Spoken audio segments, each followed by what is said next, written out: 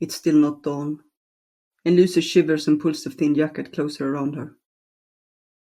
The park lies deserted, and it's done so the whole night. She's not sure where in the city she is. She never saw where she was running as she fled from Gulvi's house. The air is still, and she's doing her best not to let her tired mind linger on what happened last night. Whatever it was real. That much she knows. Even now, when her eyes are closed, she can see hands reaching out for her. Black hands that claw from the darkness. She shakes her head, trying to dispel the vision. She doesn't want to think about it. And not about Milady either. She doesn't know who she is. But she's not the person she said she was. Just like the job she said they would do wasn't real either. It was something else. And Gulvi must have been part of it.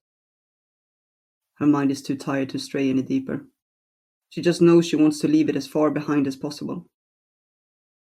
Something rustles behind her, and she quickly turns. But it's only a rat finding its way through the dry leaves. She goes back to staring at the dark ground. She should cry. But the tiredness and the numbness from the night stop it, and she's left huddling on the bench. What shall she do now? She can't go back home, even though she wants to. She can't explain what has happened. Won't be able to tell her parents about this. But she doesn't know what else.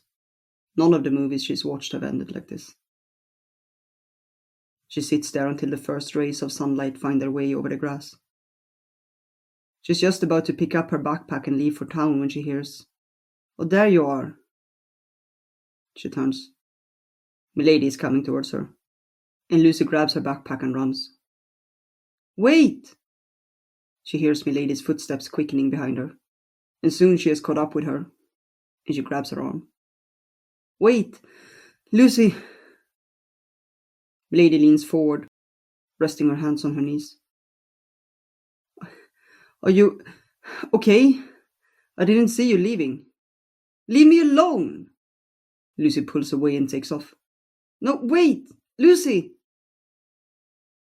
Milady runs after her, and Lucy is all weak from the night, and she stumbles and falls, grazing her knee. She still lies on the ground as Milady comes up to her. "Lucy, wait! Please! Leave me alone!" She's too tired to get up. "Lucy, I'm sorry. We were friends!" She takes a handful of dirt and throws it at Milady, but misses. She backs away anyway. "Lucy, I'm sorry. Please, come with me.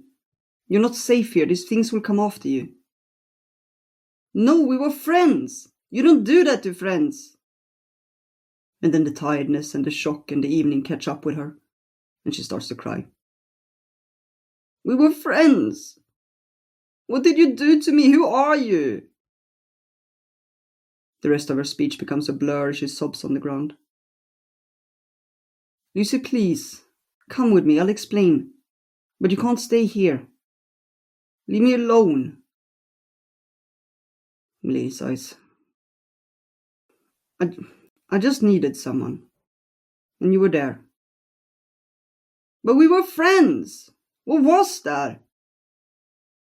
Milady shifts where she stands. "It's magic, okay? Real magic. But it went wrong."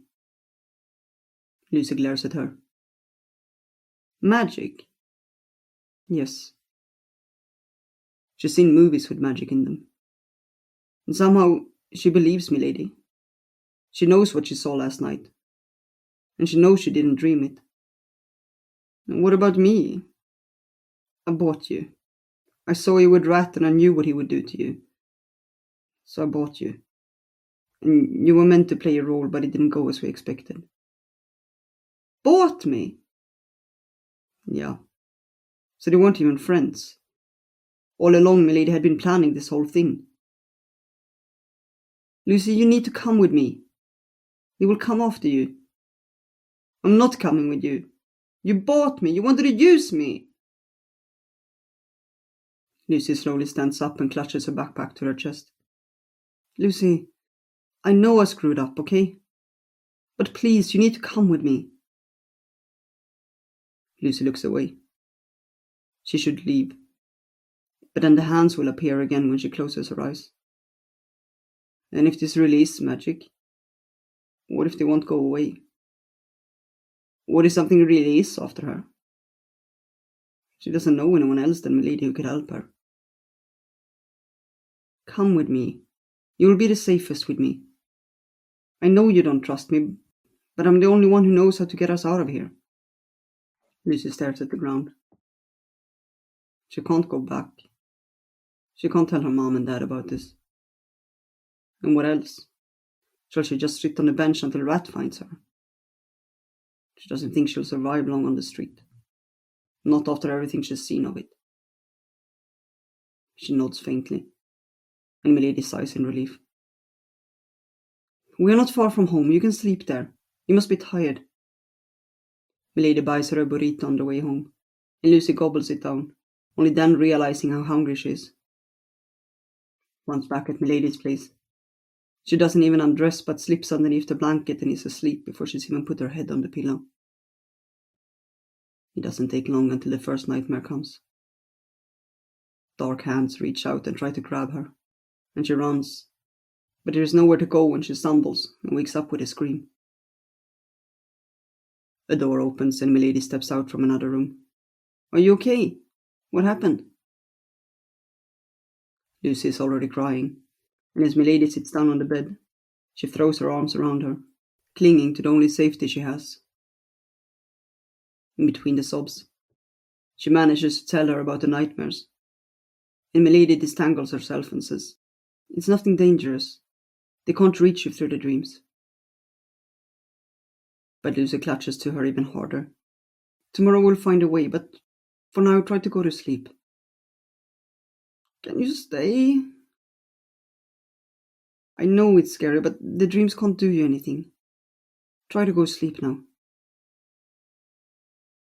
Milady gets up and walks back to her room and closes the door. Lucy lies down, but whenever she closes her eyes, the hands are waiting for her. And in the end, she gets up and huddles on the sofa, making sure her eyes won't close. She still sits there as Milady gets up the next morning. She mixes instant coffee into a cup of cold water, downs it, and says, We need to go to Gulvi. Lucy doesn't care. Sometime in the night, she's given up and is willing to follow Milady wherever she tells her to. She can't go home, and she doesn't know what else to do, and she wants the nightmares to disappear. She gets up without a word and follows Milady out. Gulvi has gone to the hospital, Milady tells her as they walk down the street. By the morning, she had been strong enough to stand, and had agreed that she would go to get checked. She would complain about feeling ill, being old and all. Lucy only nods in reply. They take the elevator to the third floor. Gulvi is sitting in her bed, and Milady hurries over to her. Lucy slips unnoticed to stand in the corner. How are you feeling? Milady asks Gulvi, taking her hand. I'm better. I will get out today. Oh, that's good. So, what have you found? Milady shifts. I think I need to go to the wizard. Gulvi gasps and drops Milady's hands. The wizard? You can't do that. What else? Do you know how to get out of this? No, but the wizard. We don't even know who he is. Or even if he exists. But I can't see any other option. Gulvi goes quiet, staring out the window. I assume you've gone through the list of every single adept around. Of course. None of them would know. Gulvi nods slowly, and Milady continues. I've looked through every single event again, and I can't figure out what went wrong. We did everything according to the books, and the prize wasn't even the issue in the end. We passed. They let us through. We got tricked.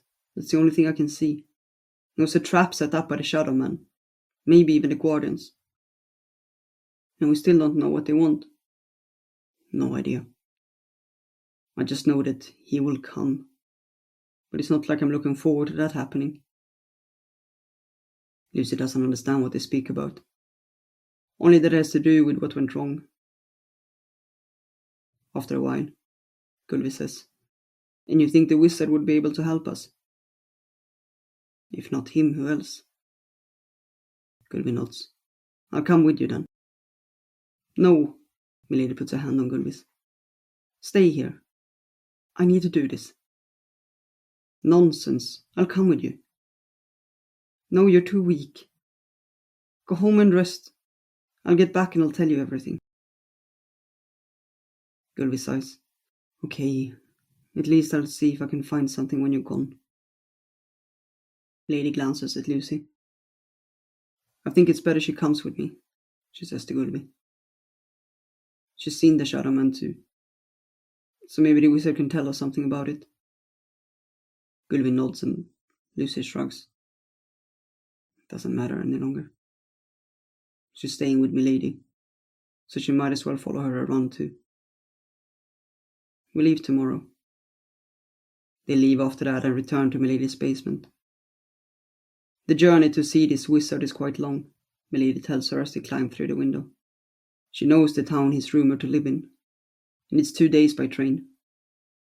That's when Lucy realizes they were never short on money either. It was just another lie.